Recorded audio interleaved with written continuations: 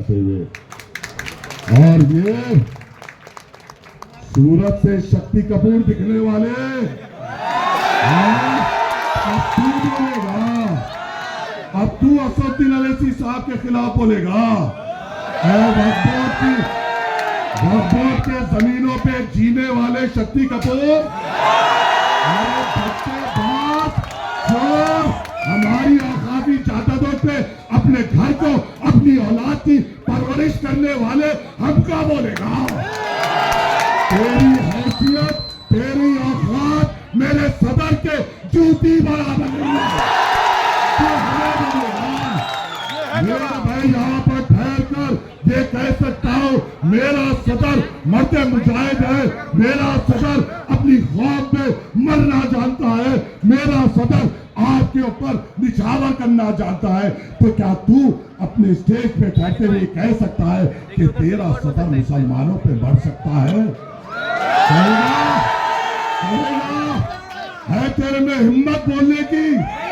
तेरे सदर ने ये कहा था कि राम मंदिर बना, मेरे दिल को सुकून हुआ, ये तेरा सदर है। मेरे सदर ने कहा था या बाबरी मस्जिद जहां थी वही रहेगी सूबे में। तेरे सदर ने ये भी कहा था कि मैं यहाँ से हिंदुओं को पैसे दूंगा राम मंदिर जाने के लिए। तेरे सदर ने हमारी तबलीगी जमात पर इल्जाम लगाया था। तेरे सदर ने कोविड के दौरान जब वहां पर नंबरात लिखे जा रहे थे तो ये लिख रहा था कि मरकज की वजह से इतने कोविड पेशेंट और आम आदमी में इतने कोविड पेशेंट। अरे तू उस अरविंद केजरीवाल का सरखेज गुलाम है जो हमारे अपने आप के लिए रखता है। और तू हमसे बात करेगा? बात तो ऐसा कर रहा था, ऐसा अपने आप को समझ रहा है कि ओखला का हीरो है। ऐने में जाके गौर से देख, तेरी सूरत शक्ति कपूर जैसी है। अब शक्ति कपूर, अब मुझे ये फैसला बताओ, ऐ ओखला के लोगों या नूरानी सूरत वाले, शफीउर रहमान तुम्हारा एमएलए होगा या शक्ति कपूर तुम्हारा एमएलए होगा? ये तो मतलब मत दो कि ओखला का एमएलए शक्ति कपूर है, बदनाम हो जाओगे। ये बदनामी अपने सर पे मत लो। शक्ति कपूर गैंग मास्टर गोगो है जिसने हमारे औकाती जायदादों को लूटा। ऐ शक्ति कपूर, अगले बार तू जब खिताब करेगा तो ये जरूर करना, अपने अल्फाज कुछ भी निकलने से पहले, ऐ शक्ति कपूर, तू पहले अपनी बैंक की किताब दे, फिर वक्फ बोर्ड का हिसाब दे, फिर हमसे बात कर। तेरी बैंक का किताब अवाम के सामने रख, तेरे अफराजी खानदान के बैंक की किताब अवाम के सामने रख। औकाफी जमीन जो तूने बेचे, औकाफी जमीन वो होते हैं जो मुसलमान अल्लाह की राह में देता है, अल्लाह के तरफ अपनी जायदाद पेश करता है। जो अल्लाह की जायदाद को लूट लिया वो आपका एमएलए कैसा होगा? कैसा होगा? पहले होने देंगे, पहले होने देंगे, पहले तो होने दोगे। हैदराबाद हिंदुस्तान का एक एक मुसलमान ओखला के तरफ देखेगा कि तुमसे यहाँ से कौन जीतेगा, या एक वो जीतेगा जिसने खौफ के लिए जेल की सोबतें बर्दाश्त की, या वो जीतेगा जिसने अल्लाह की जायदादें लूटी। ये आपके तरफ नजर है, ये आपके तरफ नजर है। हम पर इल्जाम, हम पर तोहमत। अरे यहाँ पे मेरी बहन बैठी हुई है, क्या तुम्हें मेरी बहन के आंसू दिखाई नहीं देते? क्या मेरी बहन के बच्चों के तड़प तुम्हें दिखाई नहीं देती? 5 साल से जेल की सोबत बर्दाश्त कर रहा है मेरा मर्द मुजाहिद। 5 साल से अपने हाथों से अपने बच्चों को ठीक तरीके से गले नहीं लगा पाया। 5 साल से अपने शरीके हयात के साथ बैठकर अच्छी बात नहीं कर पाया। 5 साल से उन जेलों में, उन चार दीवारियों में बैठा है। किसके लिए? आपके लिए ही तो ना। क्या वो वोट के लिए अंदर गए थे? वो तो उसके लिए अंदर गए थे जब हमारे मुल्क में हमारी शिनाख्त को मिटाने की कोशिश की गई। आपकी शिनाख्त बचाने के लिए जिस शख्स ने कुर्बानी दी, उसकी बीवी यहाँ पर बैठी हुई है। क्या तुम्हें उनके आंख के आंसू दिखाई नहीं देते? क्या उनके बच्चों के दिल की तड़प दिखाई नहीं देती? और ये कहता है कि मुझे वोट दो। अरे तू 2 महीने में चोरी के इल्जाम में अंदर बाहर होने वाले डाकू, तू बोलेगा। अगर शफीकुर रहमान जेल से बाहर रहते, खुदा की कसम तेरी जमानत नहीं बचवाती। मुझे यकीन है ओखला के मुसलमानों, याद रखो इस मुल्क के हालात नाजुक है। दिल्ली में कई सीटें हैं, हम हर सीट पे मुकाबला नहीं कर रहे हैं। आज का जलसा एक इंतखाबी चुनावी जलसा है और चुनाव में हर एक सियासी जमात या पॉलिटिकल पार्टी को यह हक होता है कि वो आवाम के दरमियान में आए, अपनी बात रखे, ताकि आपकी जो ताकत, आपका वोट है वो हासिल कर सके। हर एक सियासी जमात अपनी अपनी बात लेकर आपके दरमियान में आती है।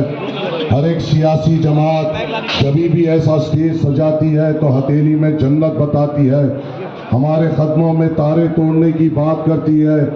हर एक सियासी जमात, चाहे वो आम आदमी पार्टी हो, कांग्रेस हो या वो भाजपा हो, हमें ऐसा जताती है कि अगर वो जीत जाएंगे तो हमारी जिंदगी में तब्दीली आ जाएगी।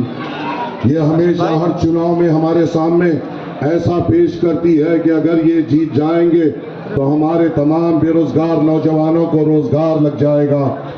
हर चुनाव जब आता है हमारे महल्ले जात में रौनक बढ़ जाती है और ये हमारे दर पर आकर भीख मांगते हैं कि तुम हमें वोट दे दो, हम तुम्हें रोजगार देंगे।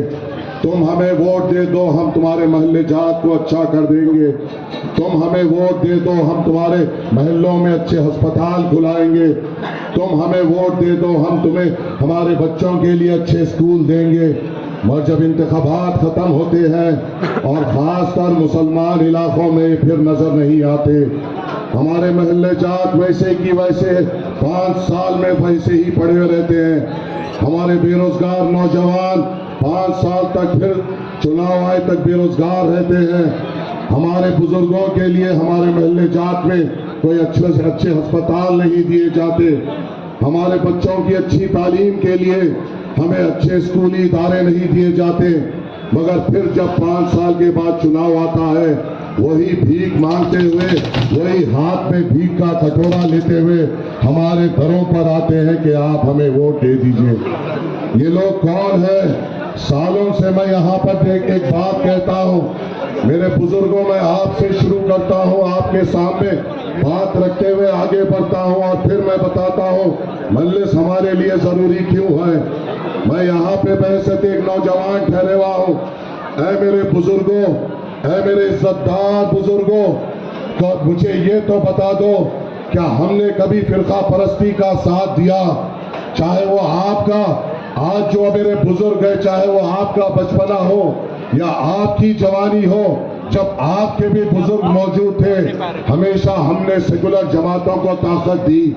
हमने, क्या ये बात अगर मैं बोल रहा हूं तो गलत है क्या कि वो हमारी ही वोट की भीख थी, वो मुसलमानों के ही वोट की भीख थी कि जवाहरलाल नेहरू प्रधानमंत्री बने?